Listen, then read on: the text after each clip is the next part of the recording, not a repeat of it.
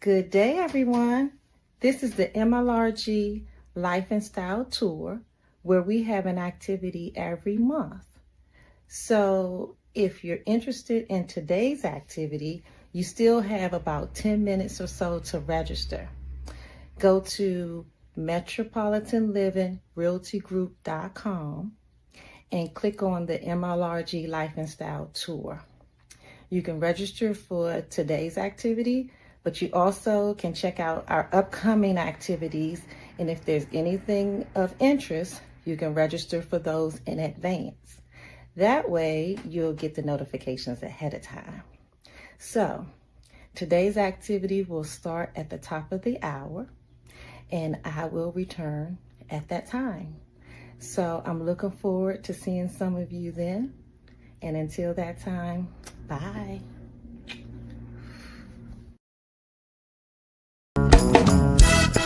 Look here, where them fans at?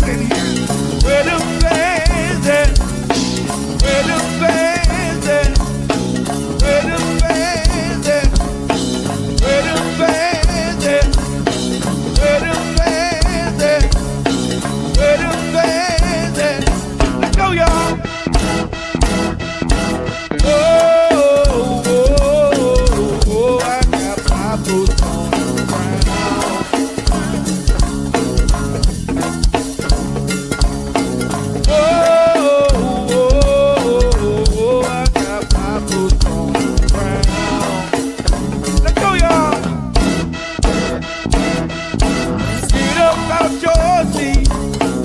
Let your body move. Cowboys and cowgirls moving to the groove. Just on the water, are your barrels rolling? Come on, that thing, girl, and hold it, hold it, hold it. I said, oh, I got my boots on the ground.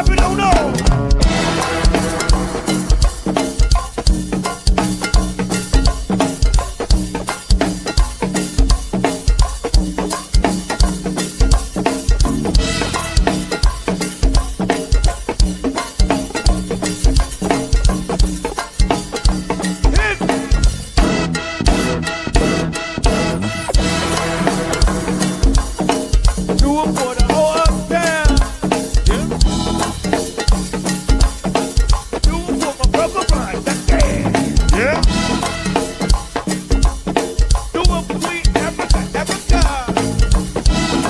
My brother Jared,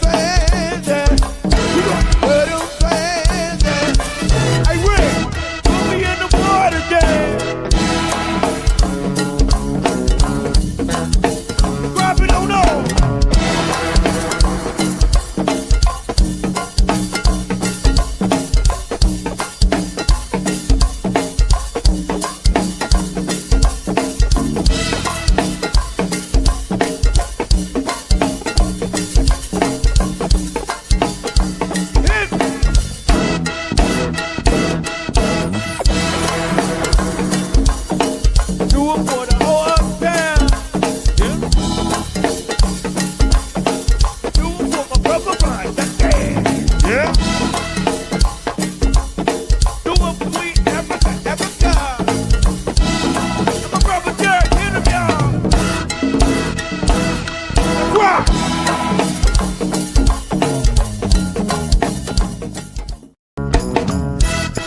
Look here. Where them fans at? Where them fans at? Where them fans at? Where them fans at? Where them fans at? Where them fans at? Where them fans at? Let's go, y'all. Oh, oh, oh, oh, I got my boots on the ground.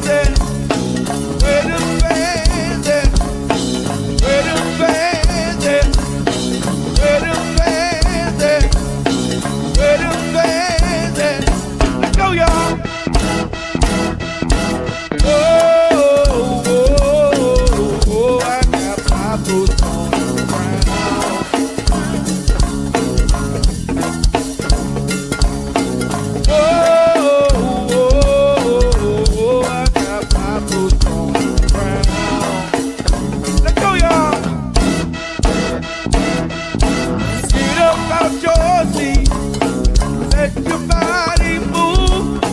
Cowboys and cowgirls moving to the groove. Sipping on the water. Are you feel rolling? Come on, that thing, girl, and hold it, hold it, hold it. I said, oh, I got my boots on the ground.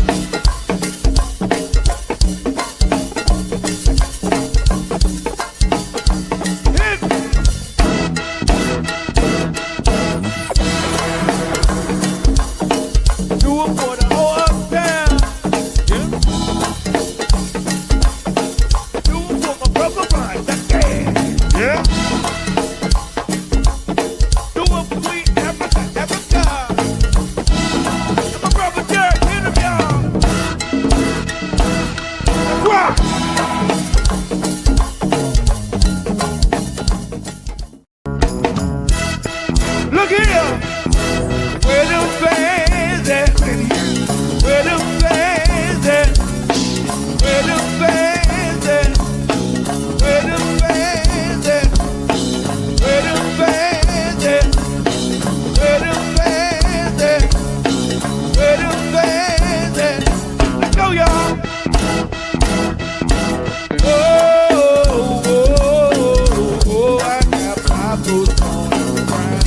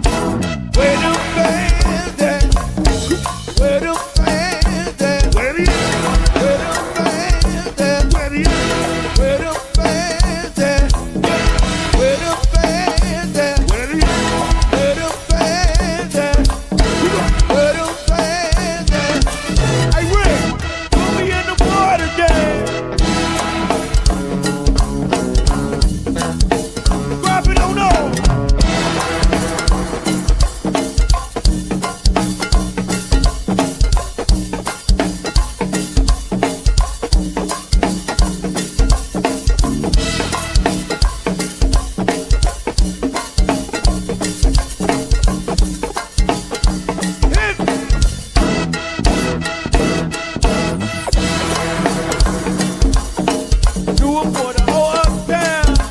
Yeah. Do it for my brother Brian. Yeah. Do it for sweet Africa, Africa. And my brother Jared, hit him, y'all. Rock.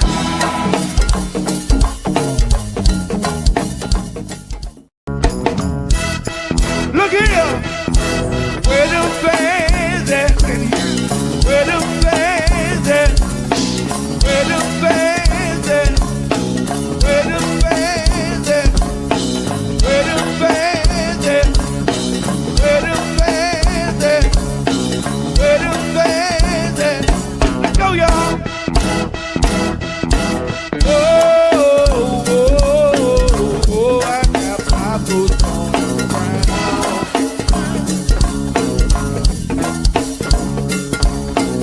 Oh, oh, oh, I got my boots on the ground. Let's go, y'all. Get up out your seat. Let your body move. Cowboys and cowgirls moving to the groove. Jumping on the water. Are your barrels rolling? Come on, that thing, girl, and hold it, hold it, hold it. I said, oh, oh, oh, oh, I got my boots on the ground.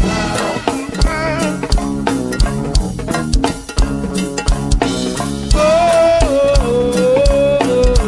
I got my boots on the ground. Let's go, y'all. Where them fans at? Where them fans at? Where them fans at? Where them fans at? Where them fans at? Where them fans at? Where them fans at? Hey, Rick, put me in the water, Dad. Drop it on over.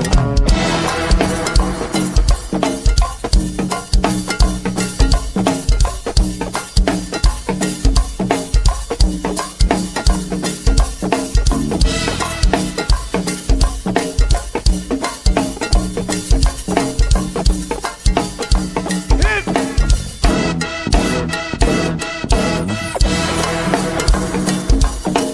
Do it for the whole uptown.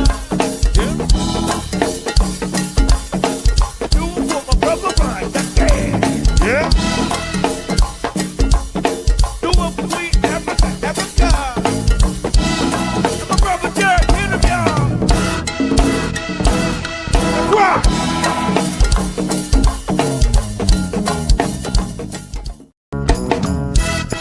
Look here. Where them fans at? Where them fans at? Where them fans at? Where them fans at? Where them fans at? Where them fans at? Where them fans at? Let's go, y'all. Oh, oh, oh, oh, I got my boots on the ground.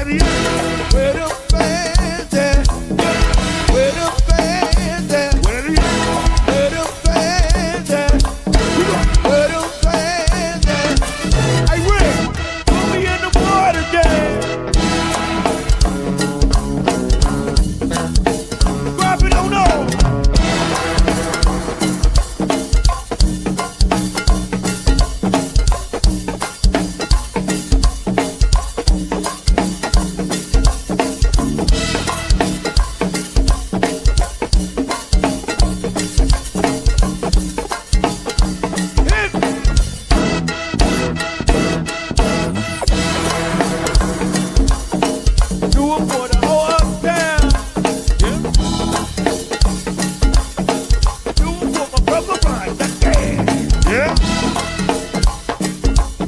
Do what we Africa, Africa. And my brother Jared, hit him, y'all. Rock.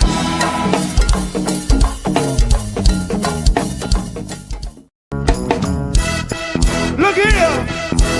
Where them fans at? Where them fans at? Where them fans at? Where them fans at? Where them fans at? Where them fans at? Good day, everyone. This is Wanda Farrar, and I'm here with the 2025 MLRG Life and Style December tour stop. And this is our last tour stop for our Life and Style tour for this year. We will start up again in 2026, but today is our book discussion. The title of the book is, and I know it's backwards probably, Post-Traumatic Slave Syndrome by Dr. Joy DeGruy. And we're about to start our discussion about it. We have several people that's already joined us. If you're about to get online, feel free. You should have the link if you registered. If not, send us a note. We'll try to send that to you. Looking forward to the discussion. And we're going to start out with our first video. And this is by the author, and she is describing what post-traumatic slave syndrome is.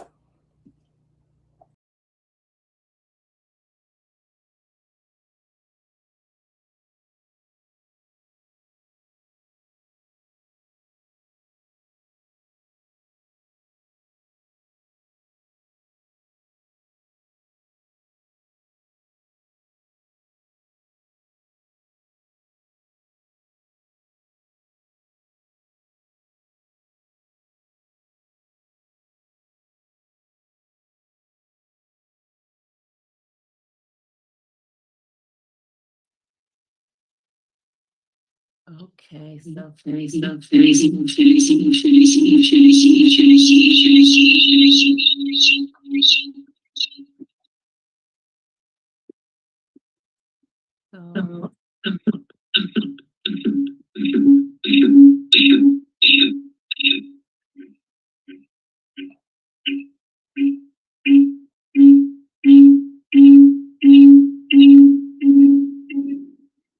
I just muted the sound.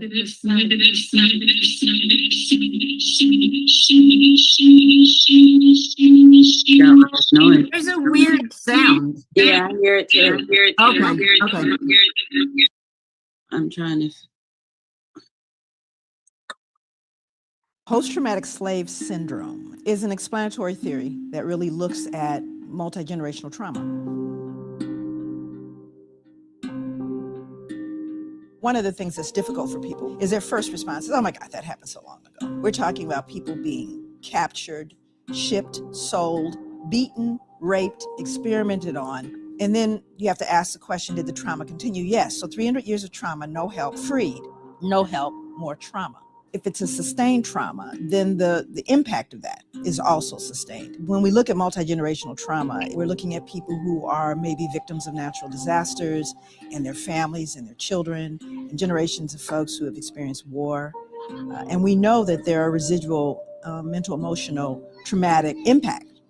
And what I did was I started to look at the African-American experience, starting with slavery, as a real clear, long enduring trauma. I started to see that there were clear connections between that survival behavior and contemporary living in African American experience. I started to see common behaviors that I took for granted as, well, cultural. There's adaptive behaviors, survival behaviors. Well, what are they? Let's just say 2019, you have a Black mother and a white mother. The sons go to school together. They find themselves at a meeting.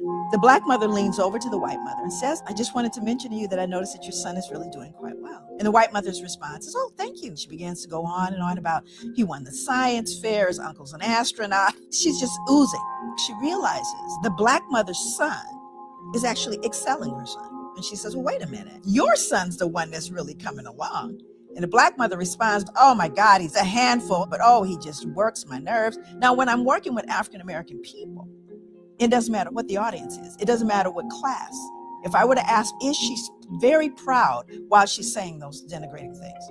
And everybody laughs and goes, of course, there's a secret. Because everybody black knows that even though the black mother is going, oh my God, she's really proud. So now let's roll that scene back 300 years. And let's say this black mother is working in the fields and a white slave owner comes through and says, wow, that boy is really coming along. What is she gonna say? No, he's not. He's stupid. He's shiftless. He can't work, because I don't want you to sell him. So I denigrate them to protect them. That is called appropriate adaptation when living in a hostile environment. The little white boy, say Timmy, he feels really comfortable and happy about what his mom just said about him. And Trey looks at his mom and wonders, why can't you be proud of me? Because he doesn't understand the secret yet. And by the time he learns the secret, he will have already been injured by it. Post-traumatic slave syndrome. PTSD is a disorder that occurs as a result of a single trauma. You don't even have to be there to actually get a diagnosis of post-traumatic stress disorder. You could just hear about something horrific happening to someone you love. So you have people who have experienced it firsthand, people who have witnessed it in their environment, right? People who are continuing to be oppressed. That exacerbates any possibility of healing. So it's not post-traumatic stress disorder, because then it becomes part of what we call your socialization process. So you begin to normalize a way of living and being, everything from what we eat to what we believe it means to be a friend. All of these things are colored by history. And if you don't understand it, you're going to fold in things that you've just assumed are normal.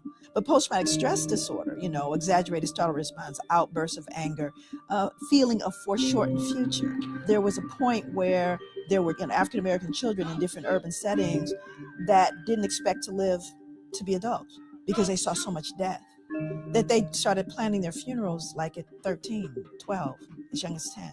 When you start looking at the simple biology, you start looking at the impact of stress on health. And while we look at general stress, we know finances, you have illnesses, all these different things. How about being Black? How does factoring in being Black in America impact your stress level and therefore your body's ability to operate its own immune system? Because we know it compromises the immune system. Once you understand it, then you can deal with it, because you see it's habitual. You socialize. It becomes part of your being. So one of the ways you begin to address that multi-generational trauma is to work with the people it directly impacts, to hear from them. And when you give the people the information, they can use it. I think the first order of business is beginning to have a conversation. And the other is to educate the larger society. You have to stop the assault. So this is not purely a clinical thing. This requires social justice and change. That's where part of the healing is. It's not in a clinical setting or in a pill. It's in fairness and justice and safety and equity. We got to work with some of those clinical things, some of those issues of panic and anxiety. And we also have to deal with the fact that you have a system that is set up to oppress you and to continue to injure you. Both those things have to be dealt with. And they cannot singularly by themselves affect a change.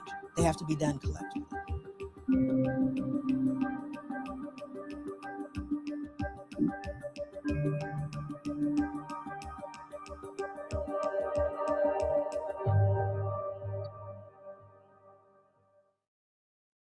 Or not. We're unique as individuals. Everybody's not traumatized by a traumatic event, whether it's direct or not. But when we start talking about chattel slavery, we're not talking about one trauma. We're not talking about a specific event. We're talking about generations of trauma with no intervention. Based on what I know about sugar plantations, tobacco, and the Caribbean, what I know about American chattel slavery and the plantations there, does anyone right now ever recall mental health assistance to slaves? Anybody remember sending in the therapist after I sold off your son, daughter, raped folks? At any point? Never. Second question. After slavery was officially over, now you're free. Anybody remember any therapy then? We know it's been rough, it's been deep for you, it's been difficult. We're going to do a little group therapy. Anybody remember that? That would be no. Number 3, after slavery officially ended, both in the States, in the Caribbean, the British ended, do you remember whether or not trauma continued? Okay, so now let's do the math. Hundreds of years of trauma, no treatment. Freed, more trauma, no treatment. What do you do the math? Do you think there may be residual impacts of that trauma? Of course there is. It didn't end, friends, and it hasn't ended yet. So I think on one point, African people and people of African descent are extremely resilient. Matter of fact, I think we're a miracle. Far be it for us to pathologize or to look and cast this idea of weak and sick people. Oh, on the contrary, I'm profoundly resilient because we've done everything we've done thus far with no help, with not even the ability to have this discussion. As though it were possible, we escaped injury in all those hundreds of years and the years that follow. So this kind of journey I'm going to take you on is going to be one that really gives a perspective on what this trauma was, what it looks like, and clinically, what is post-traumatic stress disorder? What does it look like? Now, let me give you a little snapshot. We'll get into it in more depth a little later. But post-traumatic stress disorder, if in fact you are diagnosed with that, again, remember, direct or indirect trauma, here are some of the symptoms. A feeling of foreshortened future. Now, what does that mean? A feeling, well, you're not going to live long. How many of you are running into young people that don't believe they're going to make it past their 20s? Feeling of foreshortened future. Exaggerated startle response, outbursts of anger, difficulty falling or staying asleep, hypervigilance, right? These are symptoms of post-traumatic stress disorder. This is like DSM stuff, Diagnostic Statistical Manual Mental Disorders. It's in there. And there's a whole listing of all these symptoms. Now I want to roll it back so you can understand what the transmission theory is, because I'm going to talk about transmission. So how does a person that's been traumatized by post-traumatic, literally has a diagnosis of post-traumatic stress disorder, and can we, if we are logical and we are reasonable people, assume that a fair number of Africans had to have had post-traumatic stress disorder? You think? I'm not talking about us, I'm talking about them. Untreated though, right? Okay, so now let's do the math. Mom who saw dad sold or sister raped has post-traumatic stress disorder. Still mom though, right? Only mom now has outbursts of anger, feeling of foreshortened future, difficulty falling or staying asleep, hypervigilance. That would be mom. Now, Johnny or Mary or Shaquisha did not have the original trauma. But what are they learning? This is called social learning theory. What am I normalizing? Exaggerated startle response, outbursts of anger. Are you following me? So I didn't have to be traumatized. Now, the other thing is, do you think Johnny and Mary got traumatized too? Do you see? So what happens in your environment, you learn from the significant others in your environment. And if they're broken, guess what you're going to be? You're learning from broken people. And you're normalizing that behavior. And then it becomes, years later, 2008, that's their culture. That's just the way they are. That's their culture. So there's poison in the cookies, right? But how are you going to tease out that poison?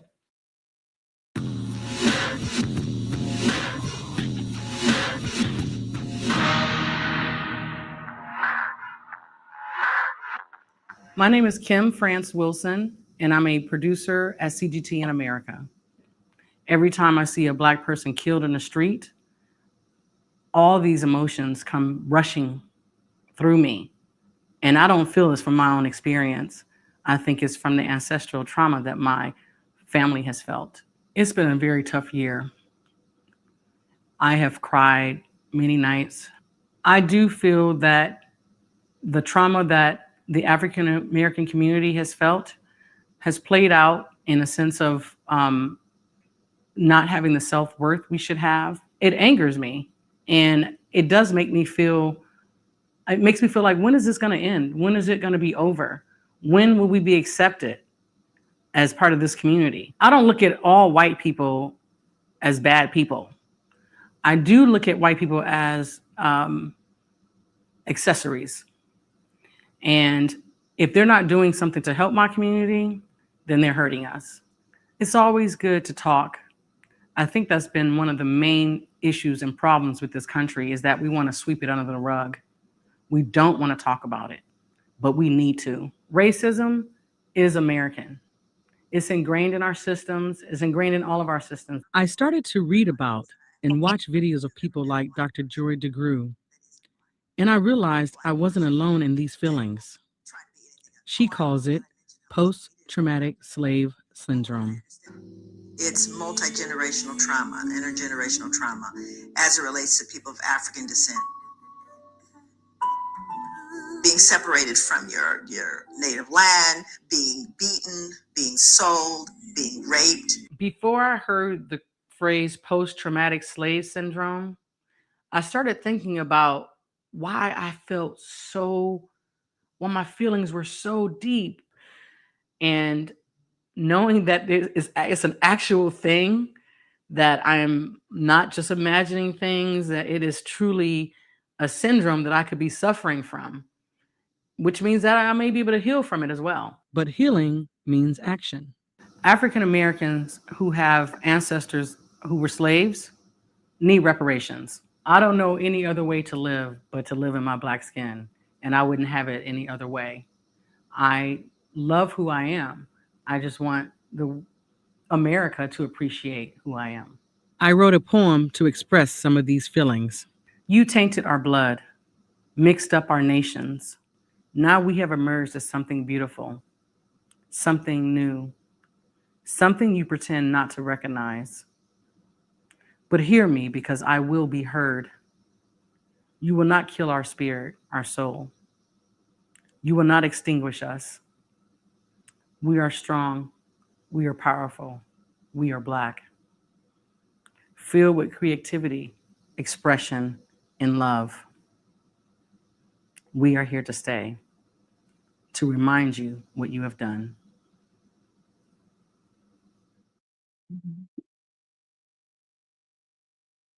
That was good.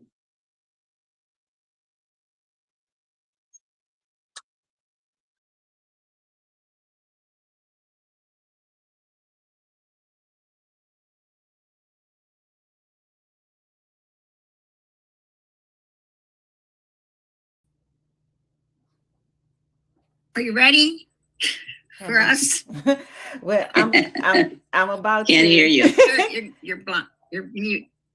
Okay, let me Hear you. Okay, I just got to record on the other screen real quick. Okay. Okay, okay, everyone. That was some of the preliminary information about the book that we read for this discussion. And for those of you who are interested, you can log in on the Zoom site if you want to join the discussion. We're getting ready to do that now, and we'll be back at our intermission time. Okay. Look here, where them fans at? Where them fans at? Where them fans at? Where them fans at? Where them fans at? Where them fans at? Where them fans at? Let's go, y'all. Oh, oh, oh, I got my boots on the ground.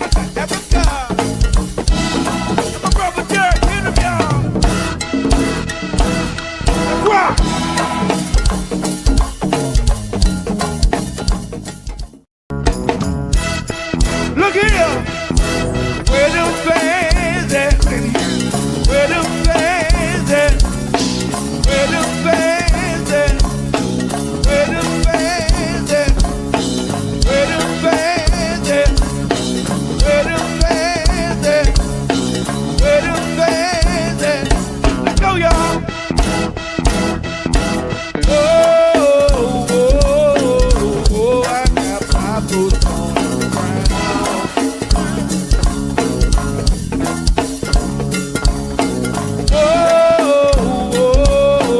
Oh, I got my boots on the ground.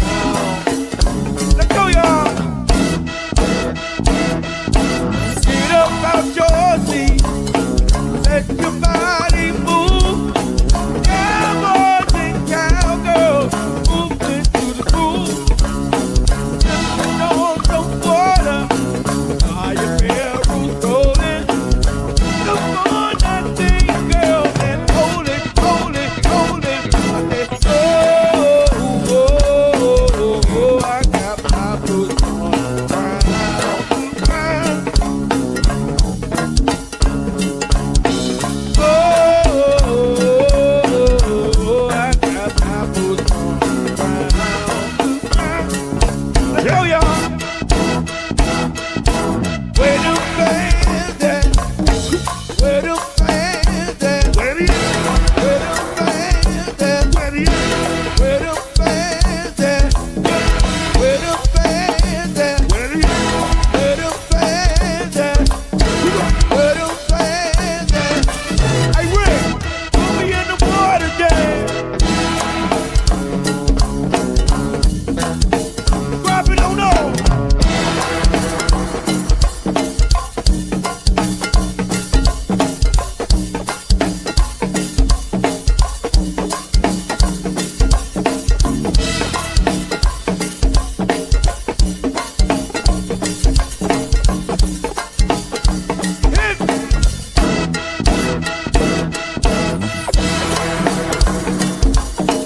Do it for the whole uptown. Yeah. Do it for my brother Brian. Yeah. Do it for sweet Africa, Africa. And my brother Derek, hit him, y'all. Rock.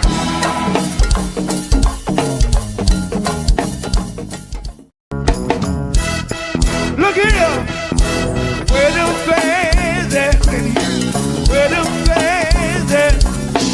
Where the fans at? Where the fans at? Where the fans at? Where the fans at? Where the fans at? Let's go, y'all.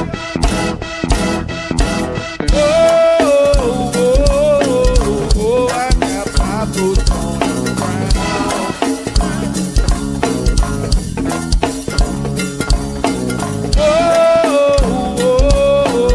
Oh, I got my boots on the ground. Let's go, y'all. Get up out your seat. Let your body move. Cowboys and cowgirls moving to the groove. Sipping on some water. Are your barrels rolling? Come on, that thing, girl, and hold it, hold it, hold it. I said, oh, I got my boots on the ground.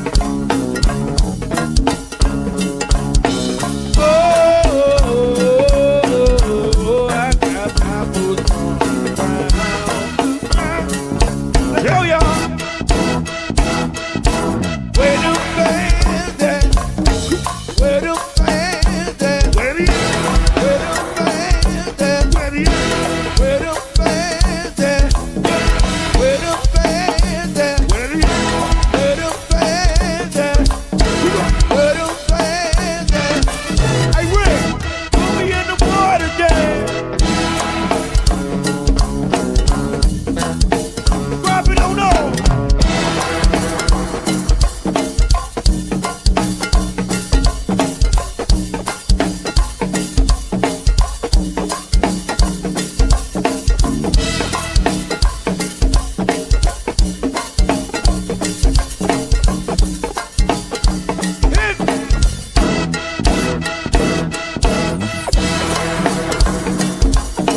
Do it for the whole uptown. Yeah. Do it for my brother Brian. Yeah. Do it for sweet Africa, Africa.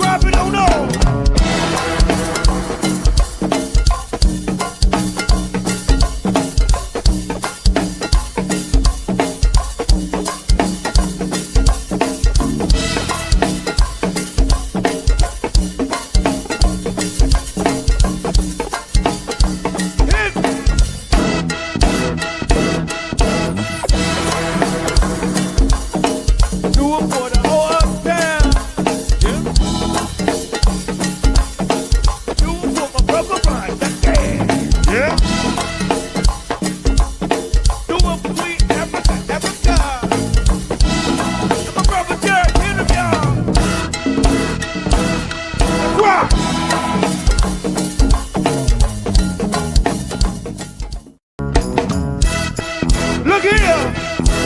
Where them fans at? Where them fans at? Where them fans at? Where them fans at? Where them fans at? Where them fans at? Where them fans at? Let's go, y'all. Oh, oh, oh, oh, I got my boots on the ground.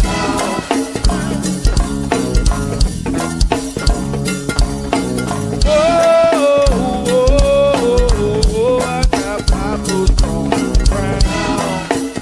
Let's go, y'all. Get up out your seat. Let your body move. Cowboys and cowgirls moving to the groove. Sipping on some water. Are your barrels rolling? Look on that thing, girl, and hold it, hold it, hold it. I said, oh, oh, oh, oh, I got my boots on the ground.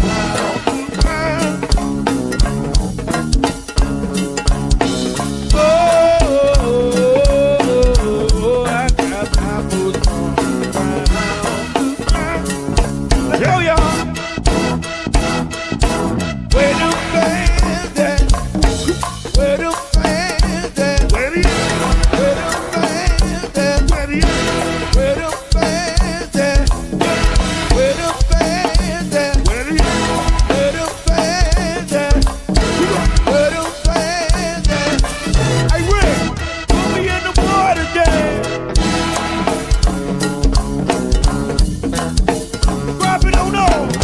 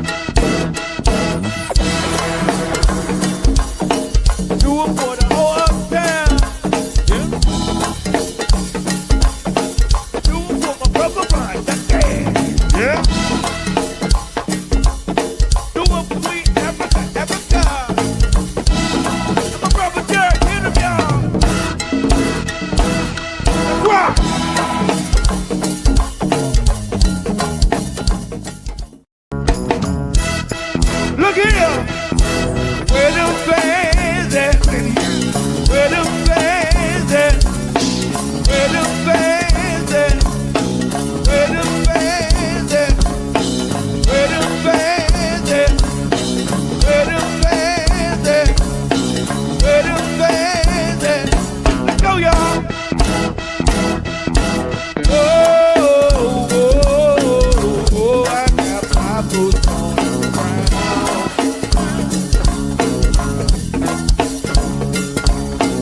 Oh, oh, oh, I got my boots on the ground. Let's go, y'all. Get up out your seat. Let your body move. Cowboys and cowgirls moving to the groove. Sipping on some water. Fire barrels rolling. Look on that thing, girl, and hold it, hold it, hold it. I said, oh, oh, oh, I got my boots on the ground.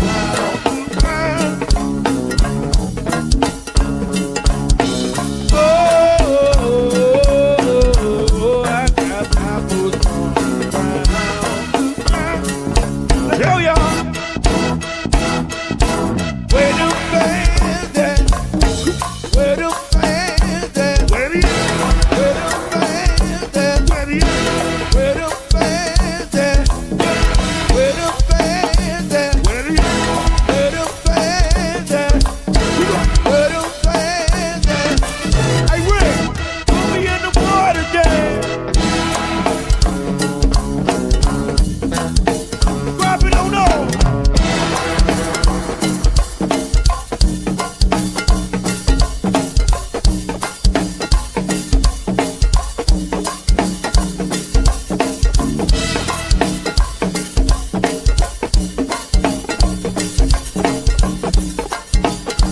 Hit me.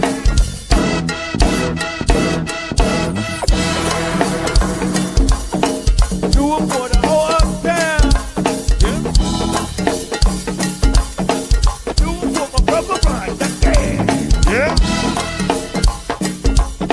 Do it for sweet Africa, Africa. And my brother Jared, hit him, y'all. Let's rock.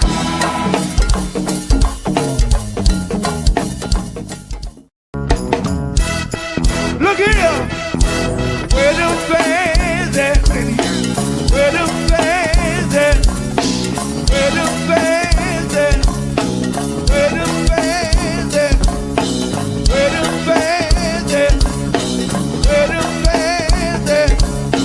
Where them fans at? Let's go, y'all. Oh, oh, oh, oh, I got my boots on the ground.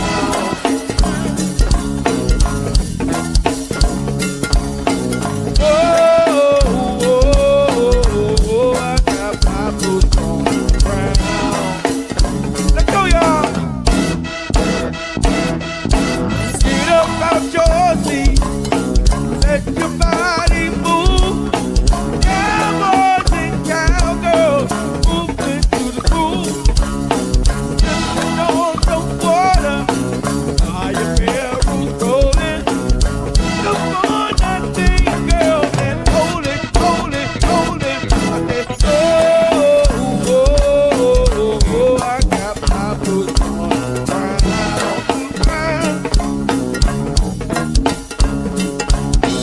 Oh, I got my boots on the ground. Yo, y'all. Where them fans at? Where them fans at? Where them fans at? Where them fans at? Where them fans at? Where them fans at? Where them fans at? Hey, Rick, put me in the water, Dad. Drop it on over.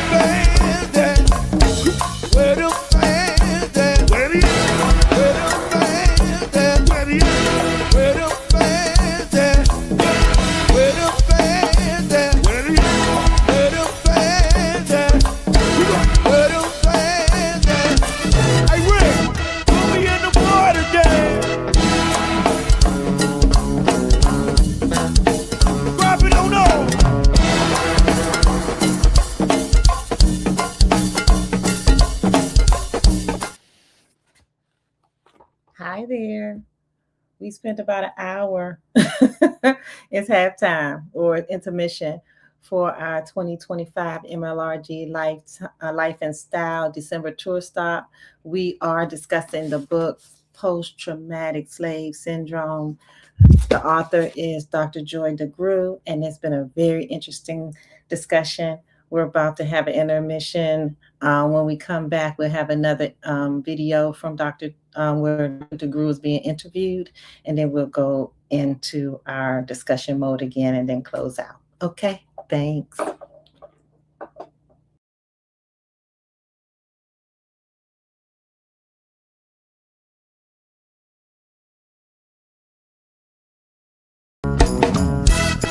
Look here, where them fans at? Where them fans at? Where them fans at? Where them fans at? Where them fans at? Where them fans at? Where them fans at? Let's go, y'all. Oh, oh, oh, oh, I got my boots on the ground.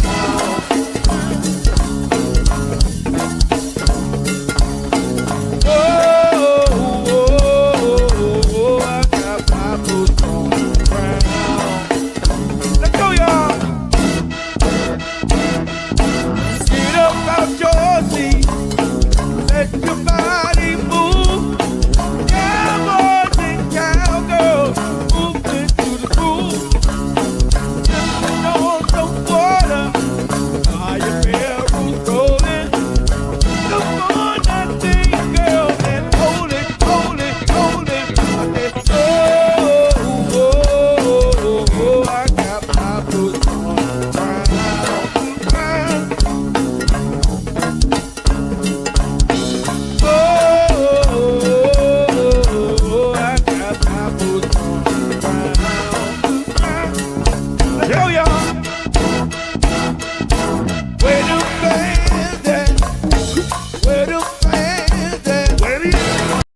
Are you looking to find your ideal lifestyle? At Metropolitan Living Realty Group, we are the premier realty group who put you first. Our boutique real estate firm is comprised of an elite team of experienced, knowledgeable, and dedicated real estate professionals focused on your success. With our unique blend of cutting-edge thinking and highly personal real estate representation, we simply enjoy assisting our clients find their ideal lifestyle through home ownership. Contact us today.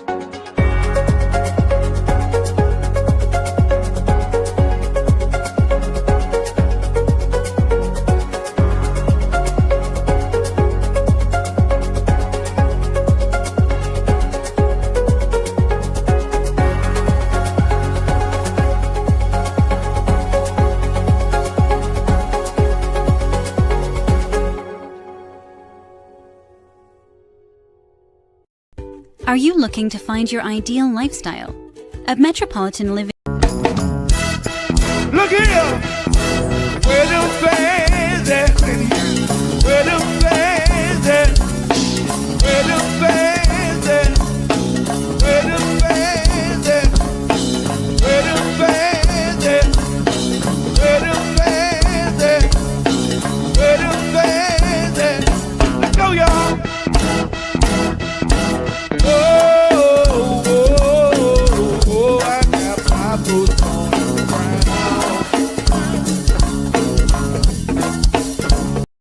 Are you looking to find your ideal lifestyle?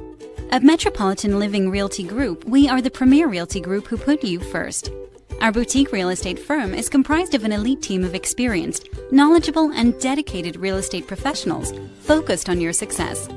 With our unique blend of cutting-edge thinking and highly personal real estate representation, we simply enjoy assisting our clients find their ideal lifestyle through home ownership. Contact us today.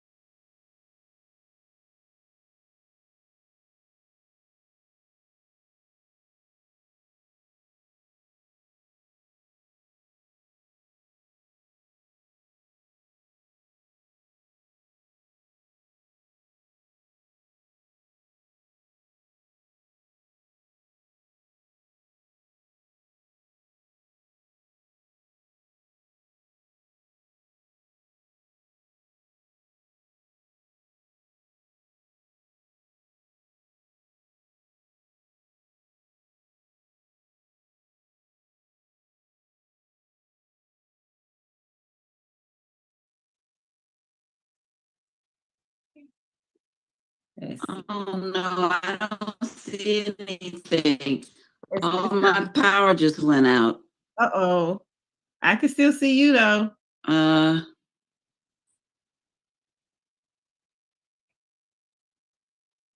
We ready. If you don't see it, let me know. I'll send it to you if you don't get it.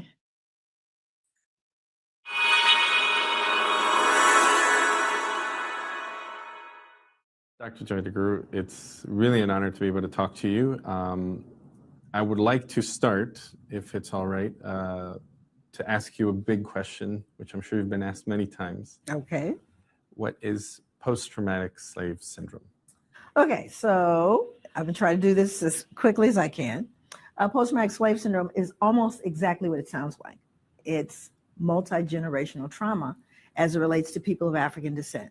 And I look specifically in America, but it is not exclusive to America, as there's slavery in the Caribbean, but specifically it's looking at multi-generational trauma. So what you're saying is that there is a length of trauma or an effect of trauma that spans the 200 years since slavery? Absolutely. Well, because there's kind of a little mythology that goes on as it relates to trauma, because the mythology is we had this horrific thing called slavery, approximately 39 years of it. Then everybody got freed and the playing field got leveled. That's the myth.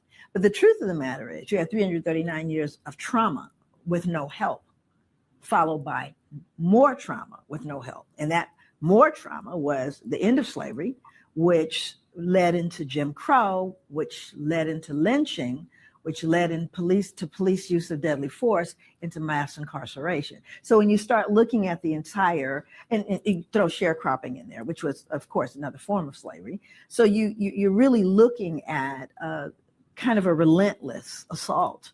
So no, there was never a point in which we stopped, got well, were able to heal from past wounds and move on with a clean slate, with total equity and fairness. So yeah, it spanned that entire time.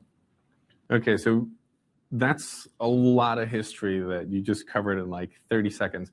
So bringing it back to slavery ends. Okay. And so you have a population that has just suffered all sorts of horrors, everything from being taken away from their home to the families being separated and sold, beatings, murders, rapes, really, truly horrific stuff. Correct. It ends. What you're saying is there is no help. So your background is clinical largely, right? Mental health. Can you explain that a little bit? So what happens is, for example, most people are familiar with post-traumatic stress disorder, right? Which is a disorder that is treatable. It's treatable usually with drug therapy and also talk therapy. And there are a number of other new remedies that are showing up for post-traumatic stress disorder. Now, that occurs as a result of experiencing directly or indirectly a single trauma, right? So what I'm saying is if I were to shoot you, the likelihood is you'd be traumatized by that. If there's someone in the room that saw me shoot you, they too are traumatized because they saw me. Someone not in the room heard the shot, later find out it's you, they're traumatized. Your family that may live in, Oklahoma, find out you've been shot, they're traumatized. But there could be also someone in the room that saw it and they say, wow, it's terrible. When's lunch, right? So everybody's not traumatized by a traumatic event. We're different. We have different resilience. We have, in terms of mediating stress, we are different. When we talk about slavery, we're talking about 300 years of trauma that was never addressed. In other words, there was no Dr. Phil that showed up.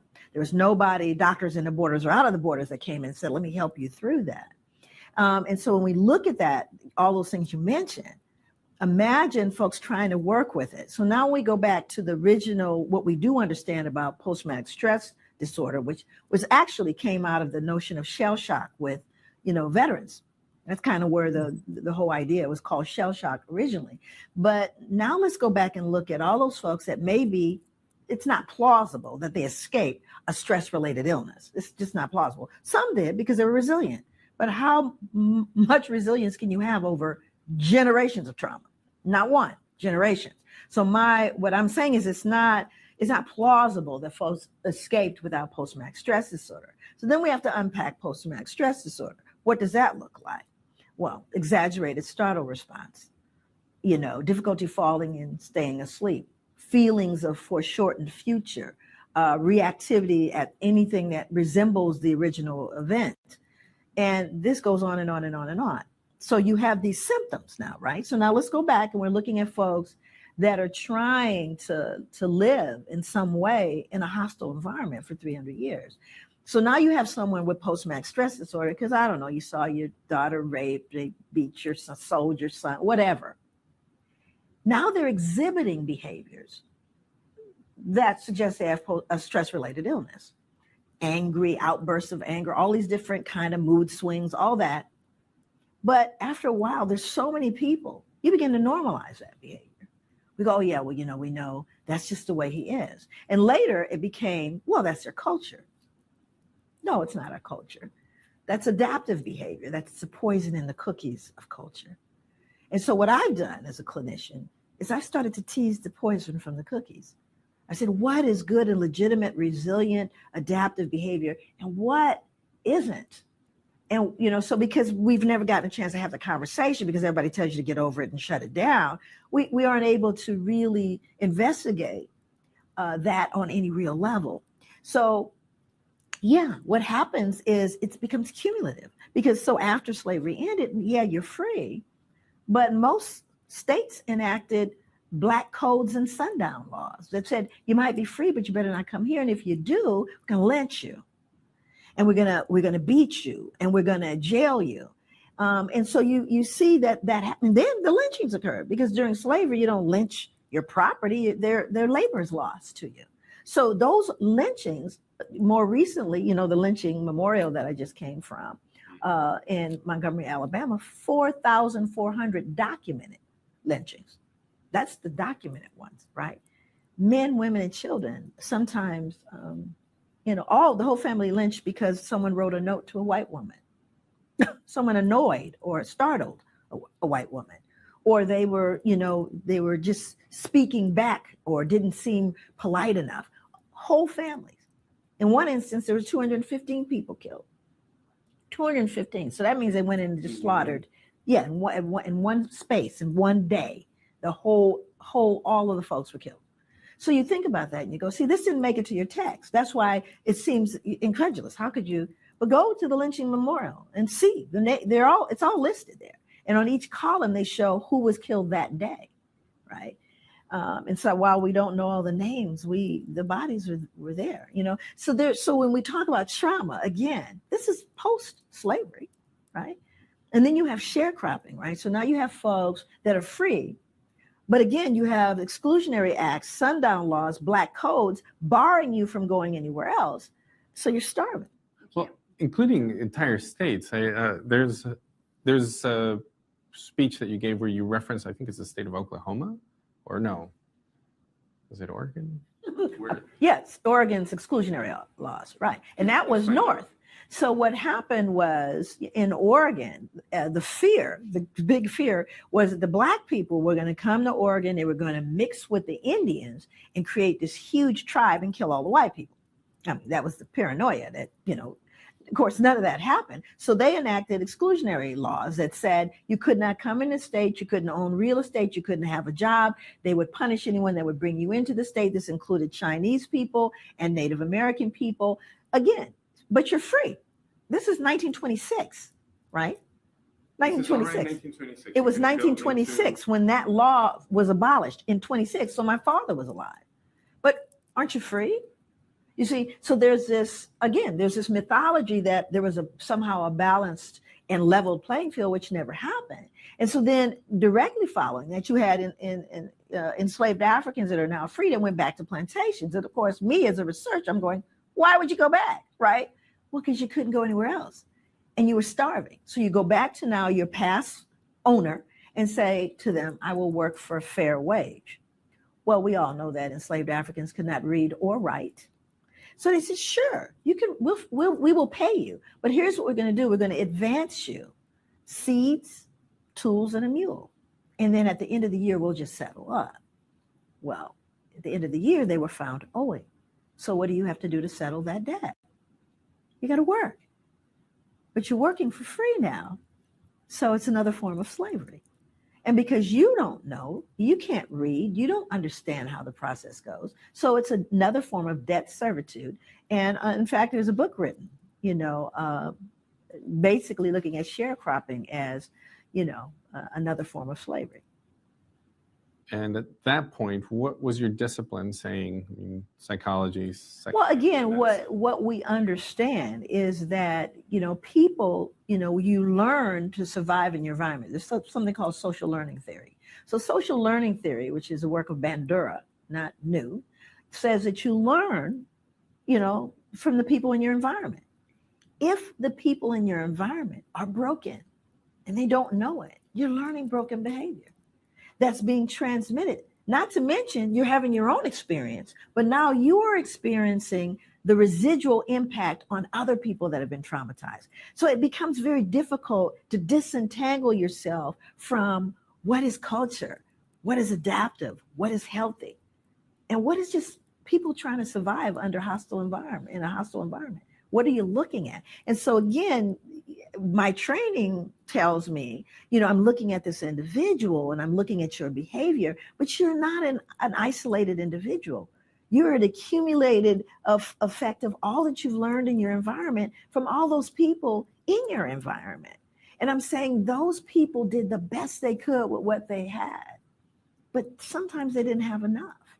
And sometimes they unwittingly passed along their injury to their children. So let's maybe change the focus from Black Americans to white Americans. Okay. When you have one population that is suffering rape, exploitation, beatings, lynchings, lynchings are pretty horrifying, and there's plenty of images from newspapers around the country of whole towns showing up for these lynchings, including children, to watch a human be killed and then often dismembered. How does a person, a human, a child, a parent get to the point where they can view that and think it's okay, or at least not feel appalled or feel pain, or you don't see a lot of remorseful faces. You Empathy, see smiles, right? Exactly. in these public executions. Sure. It's such a wonderful question. And I think that I appreciate that question because what it suggests, see, first of all, if you have hundreds of years of being traumatized, you have hundreds of years of being a traumatizer. You have hundreds of years of people, we're human beings, and human beings learn how to survive in spite of the trauma. So my sense is that there is a pathology associated with how people were able to deal with unearned privilege, how they were able to deal with those horrors in a way that you could go to sleep at night and you could also go to church and sing hymns. Somewhere in there, the self had to legitimize what was going on. So the first thing that happened was you dehumanized the people. Well, it's their fault. In other words, I so define them that I say that what's going on to them with them, they deserve. Do you see? So now I've justified this behavior. I've justified it by saying that they in some way brought this upon themselves. They are inherently inferior, in need of being disciplined, civilized, whatever words you use, which then calms the mind and then makes you, of course, benevolent, because you're simply trying to help these people. So what words were being used for, that mythology or that narrative to Interesting. Every discipline had its own perspective. For example, if you were to look at medicine, and I looked at various disciplines in my book, I talk about that. And one of them is medicine. So medicine dehumanized Black people. It's like eugenics? Eugenics kind of fed upon this notion, but literally in terms of doctors that said, yeah, I'm going to experiment on these infants and these women, and they don't feel pain like we do. We're going to just assert that they don't feel pain, right? So therefore, don't feel badly when you see they don't feel pain like you. And they really believe that. This was published in journals. In fact, very recently, James Marion Sims, And I was part of the crew that literally had his statue removed from New York. He's in Central Park. So J. Marion Sims was a physician in the mid-1800s, credited with the creation of the first vaginal speculum. I know that probably threw you off, but he's a father of modern gynecology. Well, guess who he experimented on? He had a makeshift hospital, and he experimented on little girls and on enslaved African women with no anesthesia. No anesthesia. And he said, well, their race makes them able to bear it. Now, this is someone who is tasked with to do no harm. What kinds of experiments? Because you're talking about anesthesia, and the speculum, as I understand it, is just an implement to separate. Again, the instrument itself, the reason why it was created was because J. Marion Sims was, these enslaved African girls and women were being brought to him because they suffered from obstetric fistulas. An obstetric fistula is this is technical, but it's a breakdown of tissue in the vaginal wall. Very often it occurs when a couple of reasons. One, a little girl is having a baby. It shouldn't. She can't, and she rips, she tears when the baby comes through. The other reason is rickets and poor nutrition. So everything is fragile, the tissue, the bones. And because it's so poorly nourished, again, the child comes through and everything tears. As a result, there's a leakage of feces and urine. So what would happen is these slave owners would say, well, she's not fit for duty, Dr. Sims. Make her fit for duty. Well, she could certainly, while it was smelly and a horrible condition, once it healed, there were gaps which caused a leakage, but she could certainly clean and could certainly work in the fields. So what duty was she not fit for? And that's where you get into being, sexually accessible, at 10. Sexually accessible, because everybody has this kind of another thing. They started very young. So usually a girl never reached. To spell it out for folks. Yeah. So these 10-year-old girls or so were being taken to a doctor, which was probably not a guarantee or any kind of benefit afforded to everybody else. They were being taken to a gynecologist specifically so they could be made sexually available for their owners. That's right. So she could be fit for duty, her duty. And again, you see, even the language, unless you unpack it, you don't even know what you're talking about. What do you mean fit for duty? Sweeping? What are we talking about? And so again, you sanitize the whole thing. And even the pictures of Sims suggest that it was humane. They have her sitting there. There's a curtain. None of that was true. They would tie them down because they would be screaming because you're cutting into them and you're sewing them and you're trying to fix this layers of skin that's been ripped out, right? With no anesthesia.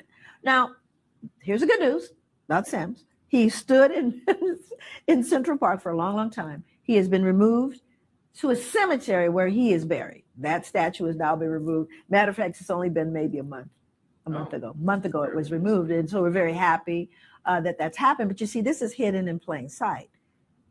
And when you look at what's said, he's, awarded the highest honors from his countrymen, and there's all of these things. And this is an author of my Holocaust.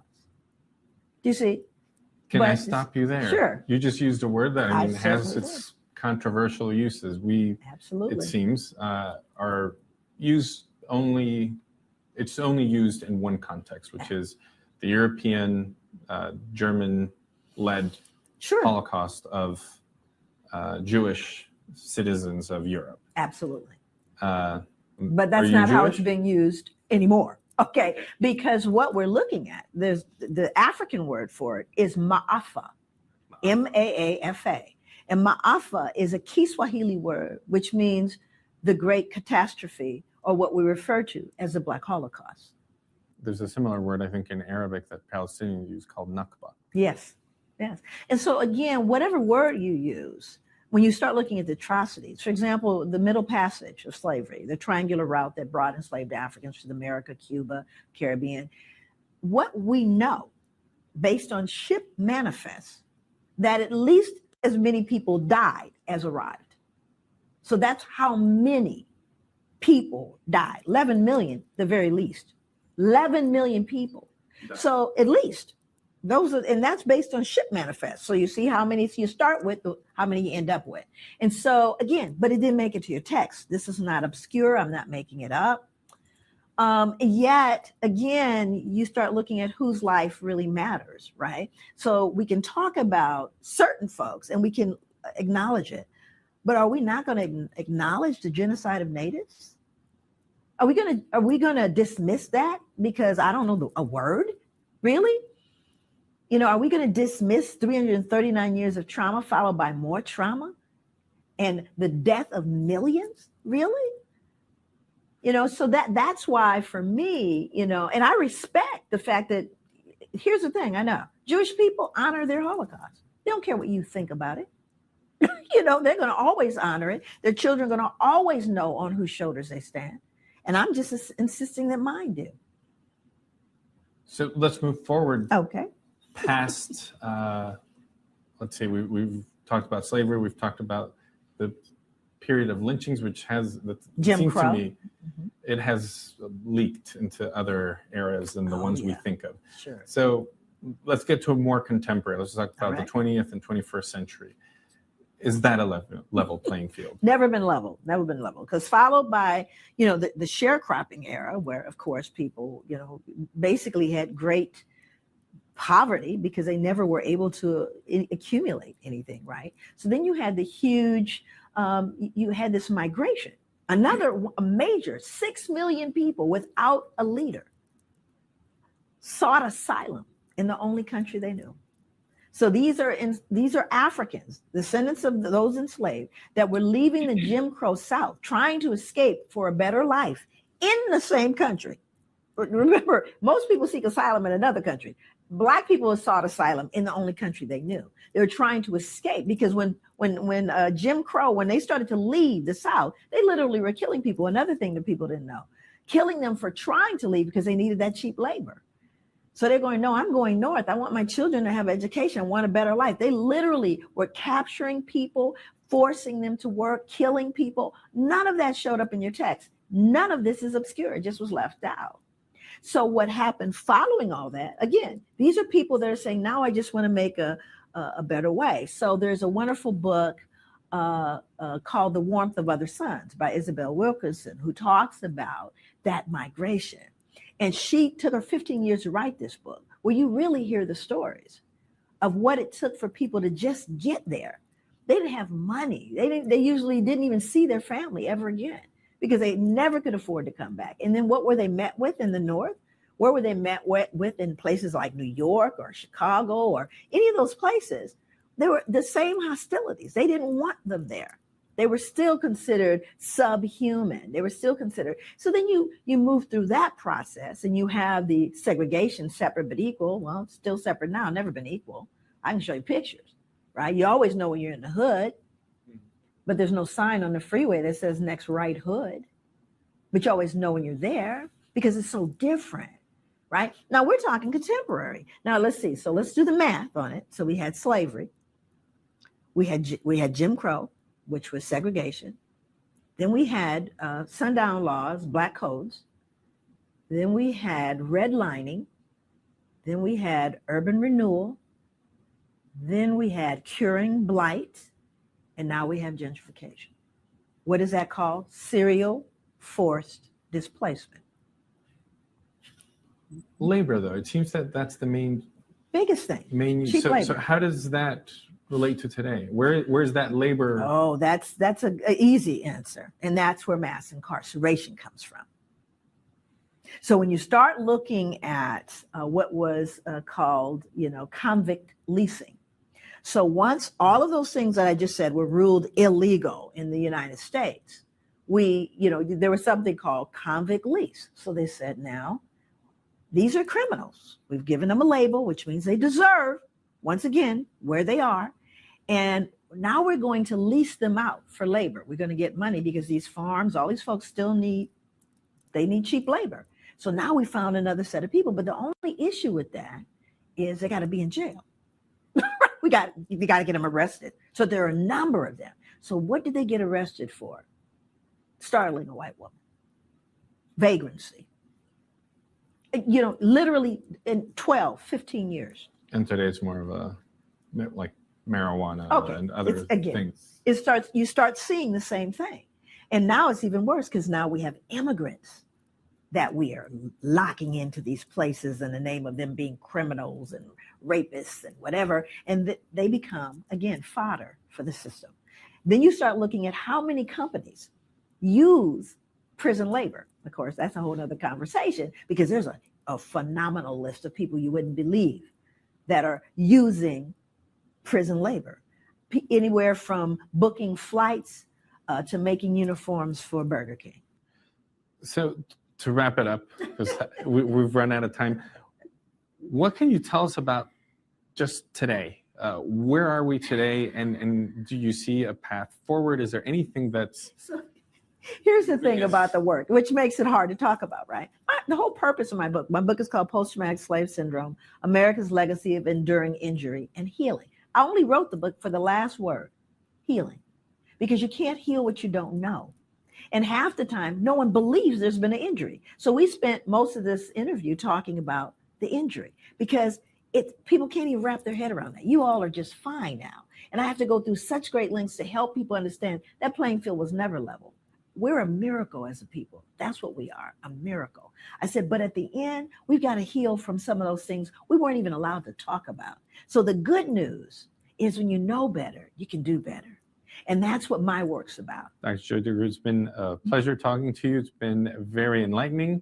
And I think that we can look to some healing from having more knowledge thanks to you. Thank you very much for talking to me. My pleasure. Thank you. Nice. That was good. Since we getting close to 4 o'clock, I'm gonna close out on the social media side, and we could talk for a few minutes with those who can stay. Okay.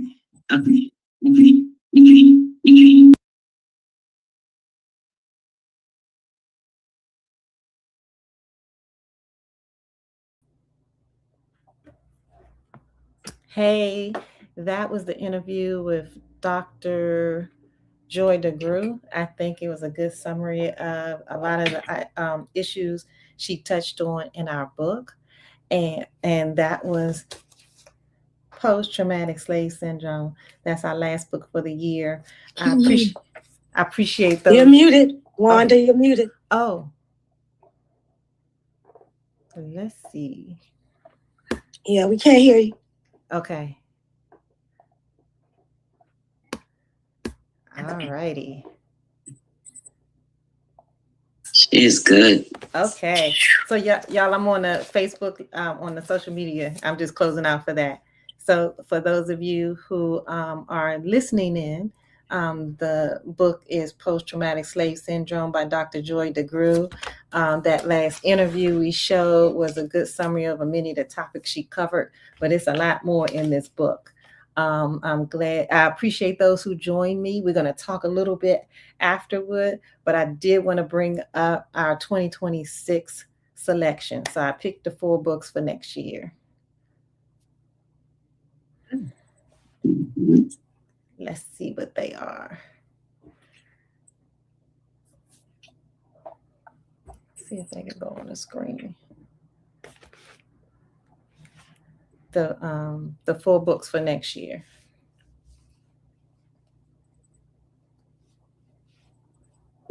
So that's our business meetings. We got that covered. But we have 4 books for next year, and here they are. So for March, because we have 1 per quarter, so you can start reading now, is Poverty by America, and the author is Matthew Desmond. The Beta Satan is the June book, and that's by John Bevere. The September book is It's Not You. That's by Dr. Devasala, and that's about being in toxic situations. I think that's going to be a good book. And as well as the classic, The Body Keeps the Score by Basil A. Van der Kolk. So I just wanted to make sure you all know about the book selections for 2026. And let's pull up the full tour. And so for those of you who are not familiar, we have a a quarterly schedule. Everything has been virtual since 2021, so you don't have to worry about meeting us anywhere. We have already selected our dates for 2026, and so the Life and Style Tour will continue. And so we have our 12 stops, one a month, and the quarterly schedule is 2 game nights and a book. So January, spades, February, bingo, and March will be the first book, which is Poverty by America, and then it starts all over again. So anyway, thank you all for joining us. I'm going to log off of the social media platform and go back to Zoom and talk just a little bit with the people who chose to be a part of our discussion. And we'll see you all next year. Bye. Bye.